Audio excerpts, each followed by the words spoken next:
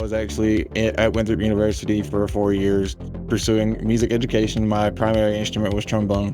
One day, just kind of woke up and realized that wasn't the kind of work that I wanted to do, that I was really looking for something that I was more mentally stimulating and more challenging. And I thought that was so cool about how they're doing like hackbacks and they're really messing with these scammers. And, I thought it was a really interesting way to kind of see technology used in that way. I myself am trying to help people in the ways that I can, even being as kind of new to this as I am. But I want to be able to look back and confidently say that my contributions were able to move the needle on cyber resilience, cybersecurity in an organization some way.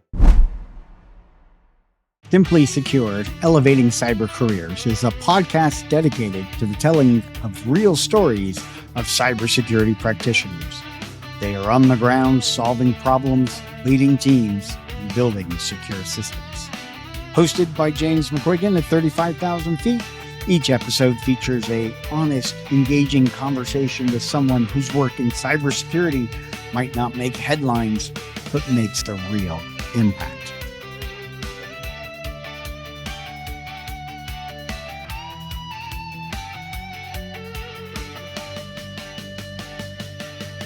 Hey, my name is Debon Grady. I'm an IT security specialist with the South Carolina Department of Mental Health. Ready for takeoff. It's great to be back and excited to be joined by Devin here today. And I think you're all in for a treat with what information he's going to share with us with his hobbies and his interests and everything else.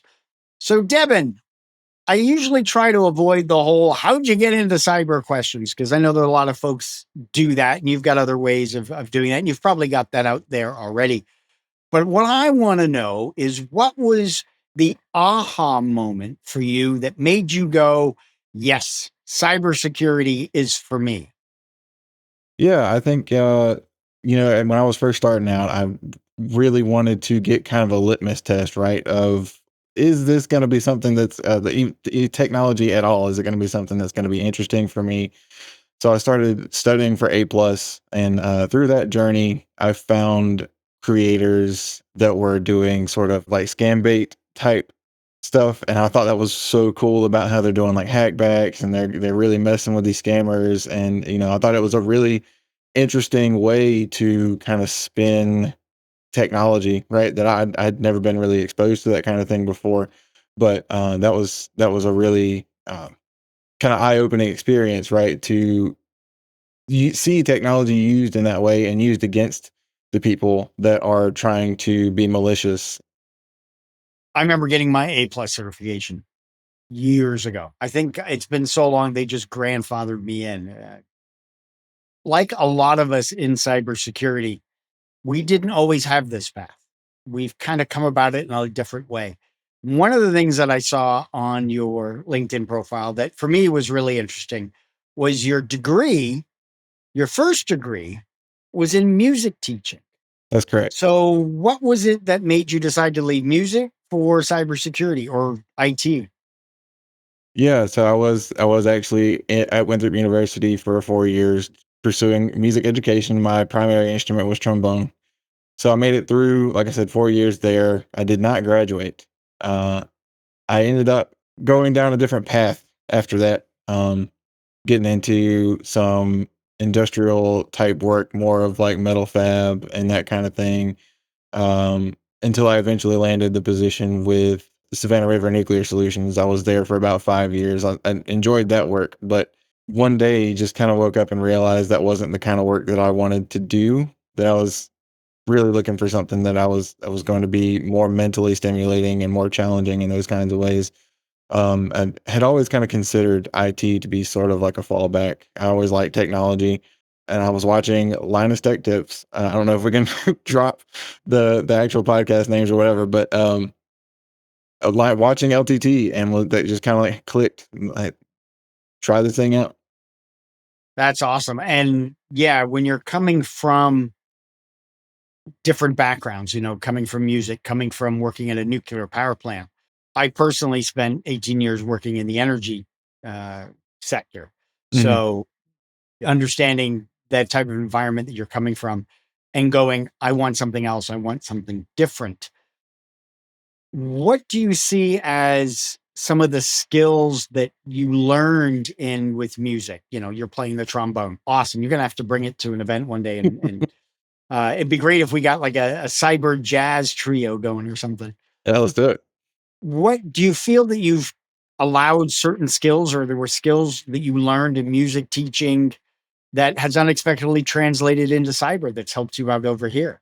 Oh, there's a lot. I mean, first and foremost, the ability to speak to people. Being an educator, that has to be the very first thing on your mind is how am I going to take this concept that potentially no one has ever heard of before, right? And translate that into things that they can understand, things that will allow them to excel in in their own journeys.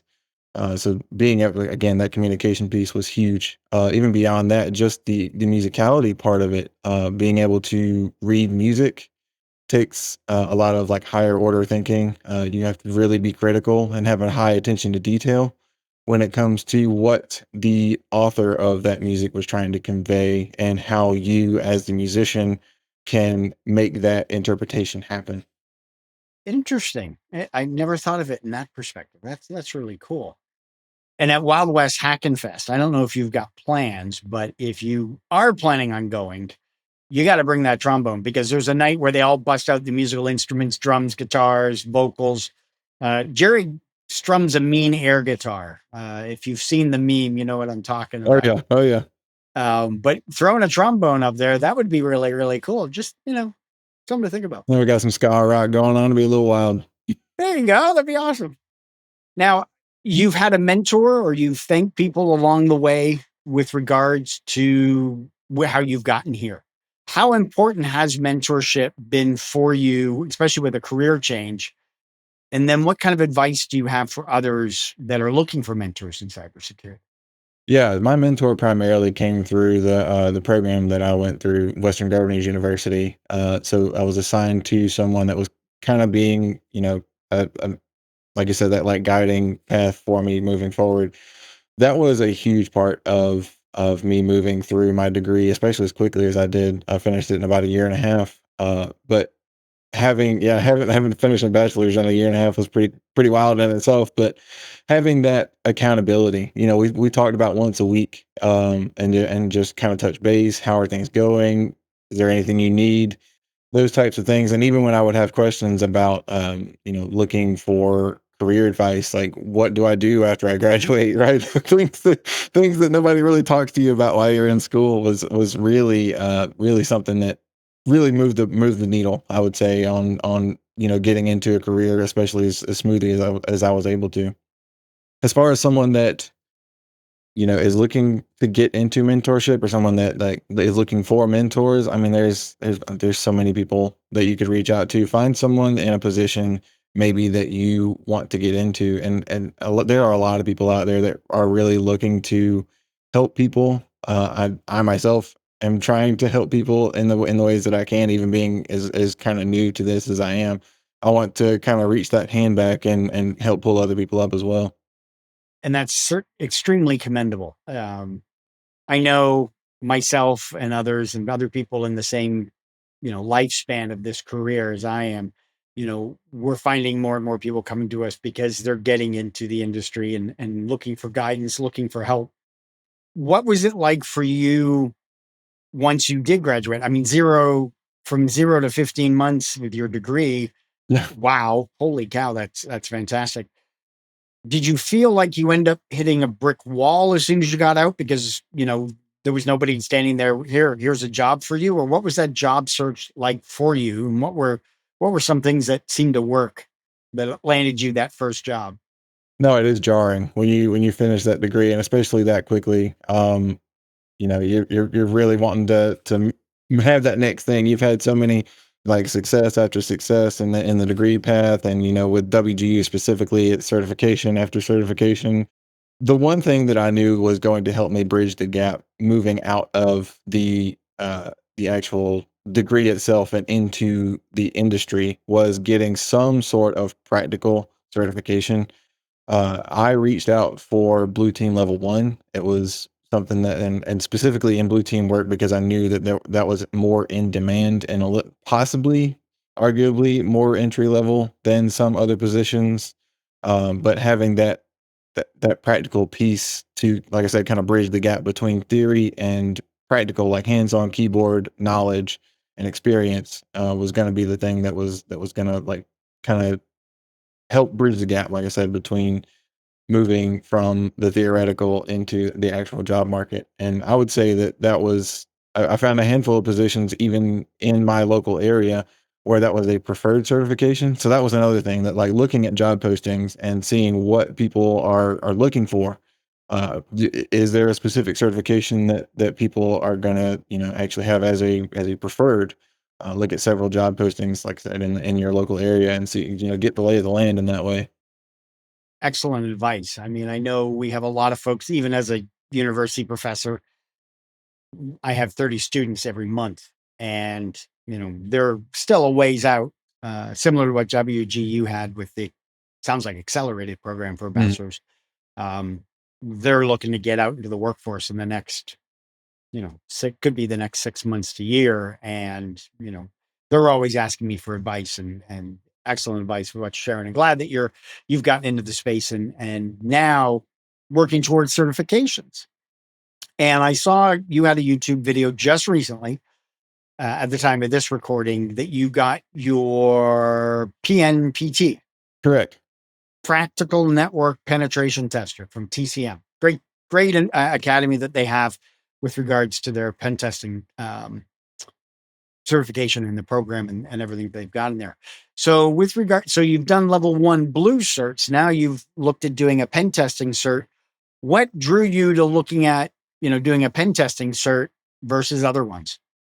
Yeah, so this is a really interesting conversation. The position that I actually got into within local government, within state government, was they were looking for someone that was eventually going to cover more of like the red team sort of pen testing, like internal pen testing kind of role there.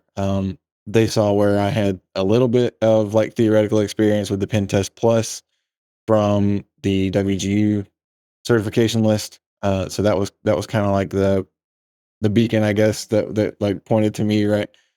But for my first, I would say 6 to 8 months at least, I was given a very solid amount of time to just train, like sit around, play on Hack the Box, and get used to the environment from like a like a blue team perspective, because I do am still expected to cover incident response. It's a pretty small team, about 5 people when I first started. What was covering an organization of about 4,500 at the time. So yeah, it was pretty tight. But when I wasn't covering, incident response, or the email triage, those kinds of things, I was pretty much given reign to train on Hack the Box and really cultivate that hacker mindset, really get used to the tooling and those types of things while I was in that position. So that was kind of the catalyst, I would say, that moved me from the blue team side of things over into more of getting into pen testing and red team skills. Very cool. Hey, Hack the Box, Try Hack Me, two excellent cyber rangers that are out there. Lots of different practice assignments, different challenges, rooms, and things that are in there. What would you say was one of your more enjoyable, favorite challenge that you had, or memorable challenge that you had within those environments? Yeah, there are so many that I had, just frustrating and good times and bad times, and anybody who's been through it will be able to tell you. Probably one of my favorites, though. I remember hearing a story about how you used to, not so much today. They've really streamlined the process, and I understand it, but you used to have to hack your way into Hack the Box. That you weren't just able to pull up to a login screen like you can today and make an account and be instantly in. No, you were expected to, in order to even join the platform, hack your way into it. And I was so disappointed. I remember thinking like, man, it would have been really cool to have that experience, to be able to go through that. And it turns out that if you actually do purchase you have to have a VIP sub, unfortunately, but you can actually go and do, the machine is called 2 million. they celebrated their 2 million subscribers with a return to that process. And then there's a little short privilege escalation process that you take after that. But it's really cool. It's also in the Intro to Red Team series, which I have covered on my YouTube channel. Very cool. That is cool. So did you get to go through and then hack the box? Hack the hack? Exactly. Yeah. Very cool. Just want to jump back real quick to with regards to your blue team experience and your red team experience. How do you see that relationship between a blue team and a red team with regards to their perspective? I mean, we know red team's trying to gain access, blue team's trying to defend, but what kind of conclusions have you pulled from playing on both sides of the fence? For sure. I would say that going through and learning how to actually hack into a system has greatly informed my incident response. It allows me, even just being able to think like an attacker. It's one thing to you've heard of the miter you've heard of the kill chain, right? Everybody knows the kill chain and can kind of like talk your way through it and what an attacker is attempting to do with each step. It's another thing entirely to act on that kill chain, to come up with your own attacks and come up with your own methodology and say, okay, once this happens, I'm able to do this thing. And these are the types of files that I'm going to look for when I get to this step. And being able to walk your way through as an attacker you'll be able to, as a blue teamer, be able to step in front of them and know what the next action on objectives is actually going to be in that kill chain. What are they going to look for when they get in? Within the red team and blue team environments, and you're going to be working with a lot of different tools. And I imagine some are very similar and some are different. How do you go about learning a new tool? So, new widget, new tool shows up on Kali or shows up on Hack the Box. What's that process like for you when it's like, all right, got to learn a new tool, got to figure out how this works. And then, you know, give us an example of one that how you went about learning it.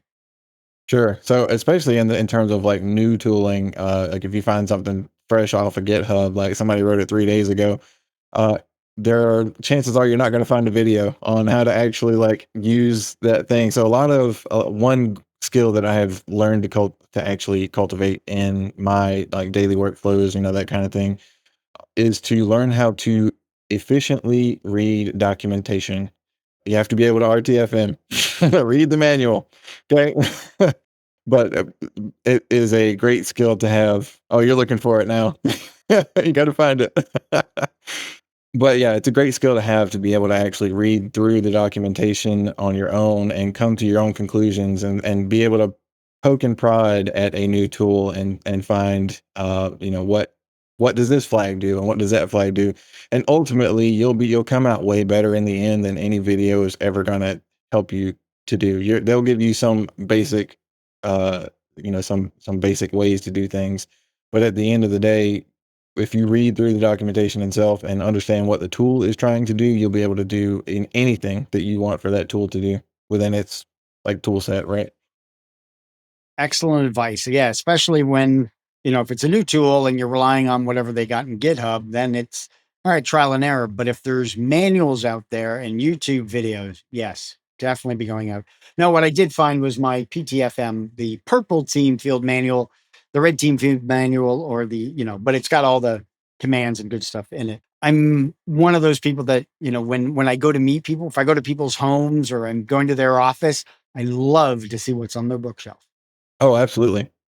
So we've talked a lot about how you got in your career, what you're doing with red teaming, blue teaming, and learning from that.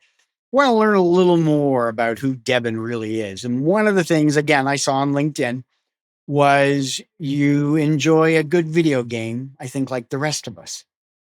So are there any current video games that you have currently? Yeah, so I just recently had came off of like a huge Final Fantasy kick. I finished 16, which is the latest in the series, and then went back and did both of the Final Fantasy 7 remake games, remake and rebirth. Been on more of like that Japanese RPG kind of kick. So And then now I think I'm getting ready to start a new playthrough of Kingdom Hearts as well. So for me, when it comes to the video games, I'm a Wordle kind of guy. I love doing, mini crossword and stuff. But when it comes to the video games, Assassin's Creed is kind of where I'm at these days. It's been a few months. I haven't played in a few months. I have to get back into it. But yeah. Do you find that with the games that you play, do you find that you can tie cybersecurity into it?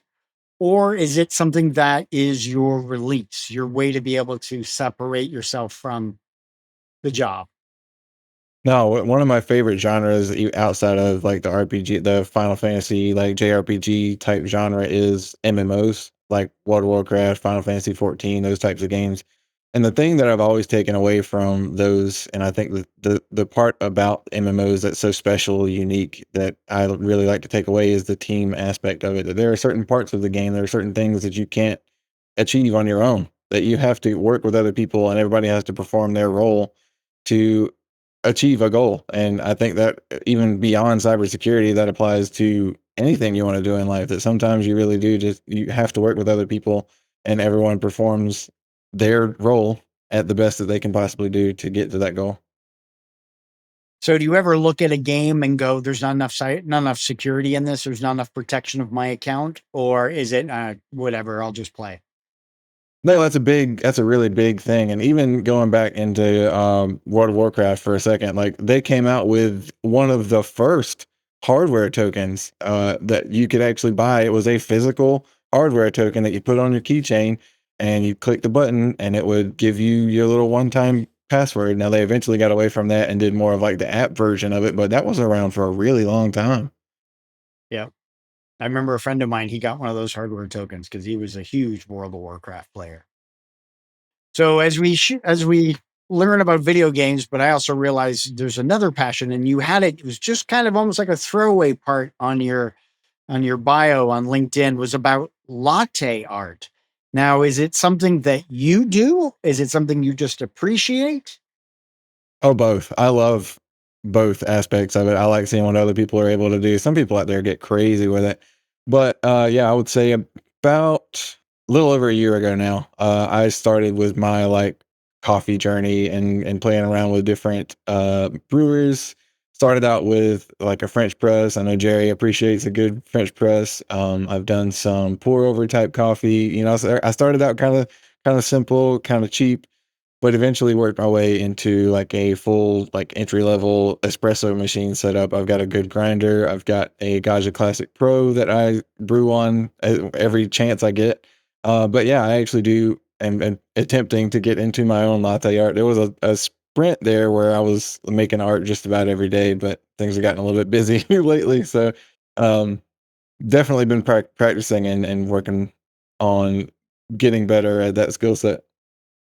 And just like any skill set, the more practice you do, the better you get at it. Oh yeah, the first few you get like a good circle and you're happy when you get the circle. Yeah. That's awesome. So is there a particular coffee setup that you do when you've got to do one of those long study sessions or when you're doing a hack the block challenge? Is there one that you like to go to or go with? Yeah, if I'm going for a longer session, a good pour over with like a good Colombian roast, oh, that's the way to go. Because it actually change. It's weird, I know, and all my coffee people are out there are gonna be like, "Yep, you know exactly what you're talking about." But the coffee actually changes flavor the longer that it sits, the longer it cools. It will actually go through different flavor profiles as it cools off.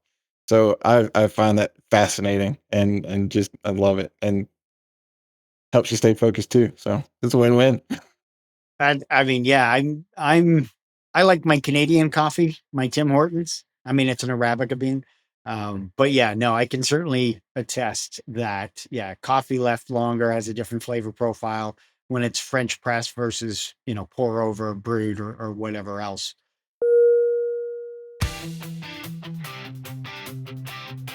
So now we get into rapid fire. First question. If cybersecurity is an animal, what is it? Zebra.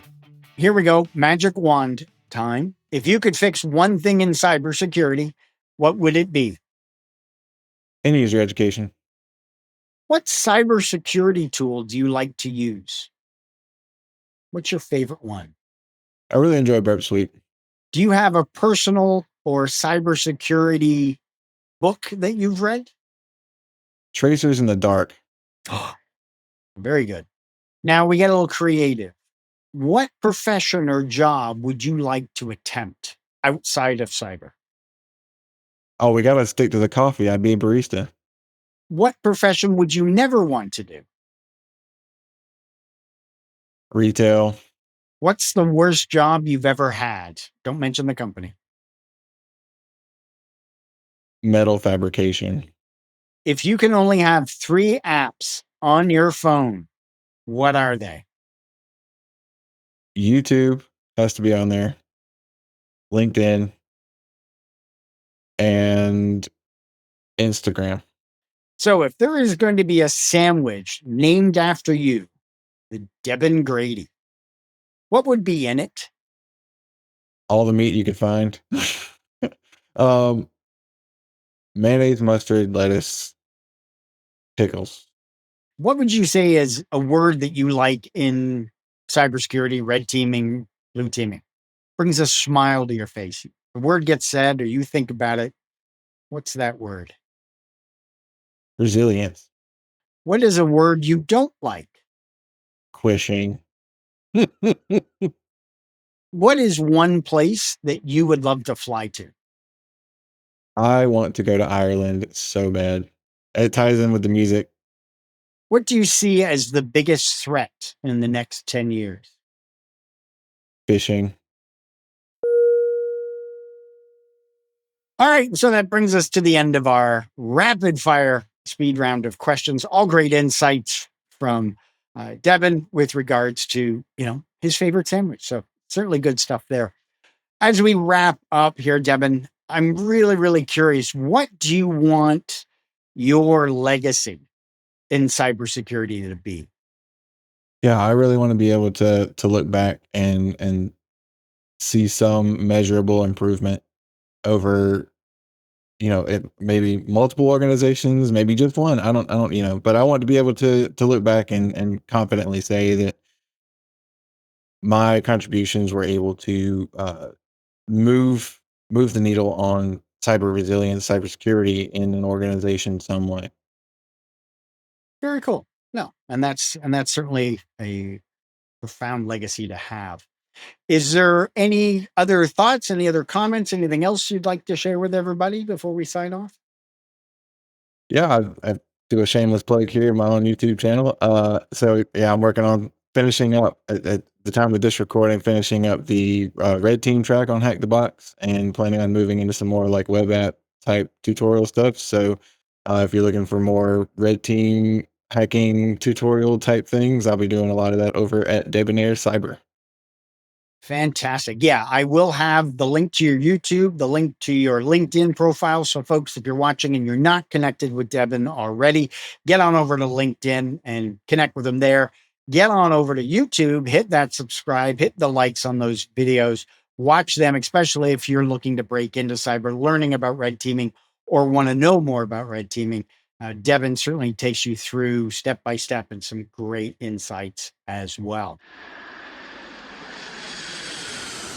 Devin, it has been a real treat. It's been a lot of fun to get to chat with you here today, get to know you a little better.